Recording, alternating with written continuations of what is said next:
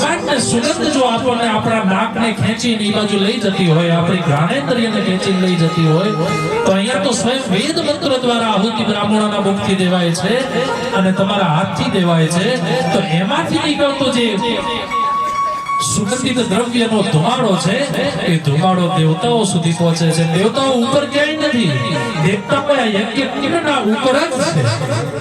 કારણ કે પૃથ્વીને સ્પર્શ ન કરી શકે, અને પૃથ્વીને સ્પર્શ ન એટલા માટે કરી શકે કે એમનું પુણ્ય નથી કે પૃથ્વી ઉપર રહી શકે, એટલે નીચે આવે છે. પણ યજ્ઞ નારાયણની જે કંડીલ છે ઉપરની, ત્યાં સુધી આવી અને યજ્ઞમાંથી નીકળતો જે હૂત દ્રવ્યનો ધુમાડો કે અગ્નિ છે એને ગ્રાહ્ય કરીને આખી પ્રકૃતિને પુષ્ટ કરે છે.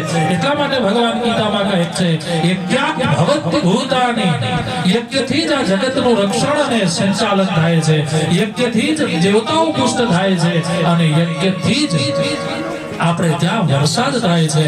અને વરસાદ થાય તો અહીંયા તમે કરેલો યજ્ઞ છે ને એનાથી જો આ પંથકમાં આ વર્ષે સારો વરસાદ થાય તો સમજવાનું કે બાલકૃષ્ણભાઈ કે બોલાવેલા વિદ્વાન બ્રાહ્મણ દેવતાઓ અને એમના મુખમાંથી નીકળેલા વેદના મંત્રો અને એના દ્વારા દેવાયેલી જે આહુતિ અમારા હાથે છે એનું જ આ પરિણામ છે એવું તમને જાણવા મળશે. અને એવું જો જાણવા મળે આવતા સમયમાં તો તમારે સમજવાનું તમારો યજ્ઞ પરિપૂર્ણ થયો છે. અને એક નાનામાં નાના જીવને એ ભાવ પ્રાપ્ત થાય છે. એવો આ દિવ્ય અને રૂડો અવસર, એવી આ દિવ્ય આ સ્થાન અને એમાં દિવ્ય યજ્ઞનું આયોજન, એટલે ખૂબ આનંદ આવ્યો. આટલા બધા વિપ્ર દેવતાઓના દર્શન થયા. બાલકૃષ્ણભાઈ, હું તો એમનો સખા છું, એટલે મને બહુ પ્યાર કરે છે, બહુ પ્રેમ કરે છે, એટલે સતત એમનો ભાવ મારા ઉપર બની રહે.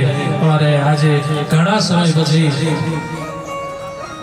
ઉમાશંકરભાઈના પણ દર્શન થયા. ઘણા સમય પછી એટલે વર્ષો પછી ઉમાશંકરભાઈને ઘણા સમય પહેલા મેં એમના દર્શન કરેલા સણાદરમાં, જ્યારે ગુરુજીમાં હતા પાઠશાળામાં ત્યારે, અને આજ ઘણા વર્ષો પછી મેં એમના દર્શન કર્યા. હા, એટલા વર્ષ થઈ ગયા, એટલે મને બહુ રાજીપો થયો.